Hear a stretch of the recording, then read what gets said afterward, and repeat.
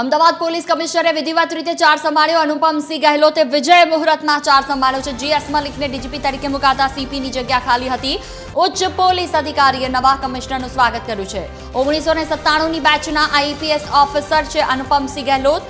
અગાઉ Surat police commissioner તરીકે તેઓ ફરજ બજાવતા હતા। વડોદરા, રાજકોટ અને સુરત બાદ હવે અમદાવાદના સીપી તરીકે તેઓ કાર્યરત છે।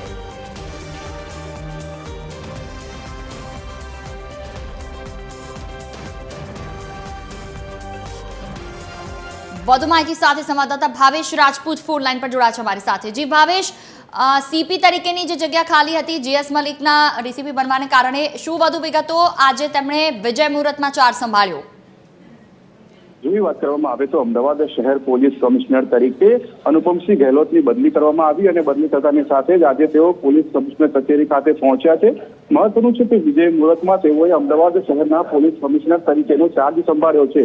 અગત્યની બાબત એ છે કે થોડાક દિવસો પહેલા અમદાવાદ શહેરના પોલીસ કમિશનર જીએસ મલિકની ડીજીપી તરીકે બદલી કરવામાં આવી અને જેના કારણે અમદાવાદ શહેર પોલીસ કમિશનરની જગ્યા ખાલી હતી અને તે જગ્યા ઉપર અનુપમસિંહ ગહેલોતને મૂકવામાં આવ્યા છે।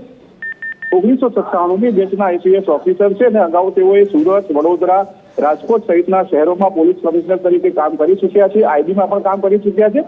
તેમની પાસે ખૂબ જ બહોળો અનુભવ છે અને જેનો સીધો જ લાભ અમદાવાદ શહેર પોલીસને મળશે।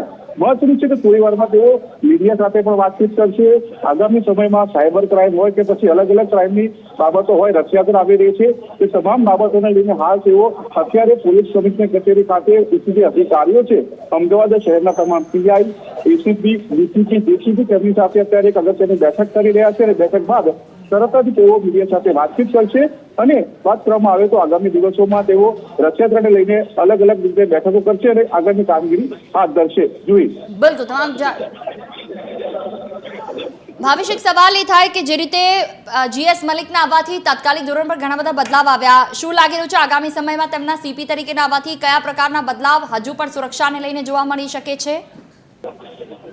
એવી વાત કરવામાં આવે તો અનુપમસિંહ ગહેલોત કાયદો અને વ્યવસ્થાની બાબતમાં ખૂબ જ સચોટ રીતે કામગીરી કરવામાં વખણાય છે અને સુરત શહેરમાં તેઓએ જે રીતે કામ કર્યું તે કામગીરી સમગ્ર ગુજરાતમાં વખાણવામાં આવી અને હવે તેઓ અમદાવાદ શહેરના પોલીસ કમિશનર બન્યા છે। મહત્વનું છે કે તેઓએ અમદાવાદ શહેરના પોલીસ કમિશનર તરીકેનો ચાર્જ સંભાળતાની પહેલા એરપોર્ટથી તેઓ સીધા જ કેમ્પ હનુમાન મંદિરે ગયા હતા, ત્યાં દર્શન કર્યા હતા અને દર્શન કર્યા બાદ તેઓ અમદાવાદ શહેર પોલીસ કમિશનર તરીકે અહીંયા ચાર્જ સંભાળ્યો। વિજય મુહૂર્તમાં તેઓએ ચાર્જ સંભાળ્યો છે અને આગામી દિવસોમાં રથયાત્રા આવી રહી છે। કાયદો અને વ્યવસ્થાની પરિસ્થિતિને કઈ રીતે પહોંચી વળવામાં આવે, બીજી તરફ વાત કરીએ તો ડ્રગ્સ હોય, સાયબર ક્રાઇમ હોય અને અલગ અલગ જે ક્રાઇમની પ્રવૃત્તિઓ છે તેને અટકાવવામાં પોલીસ કઈ રીતે કામ કરી શકે તે ખૂબ જ સારી રીતે જાણે છે।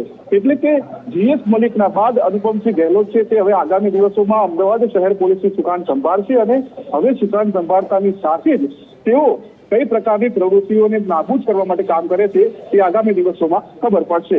બિલકુલ, તમામ જાણકારી બદલ આભાર ભાવેશ।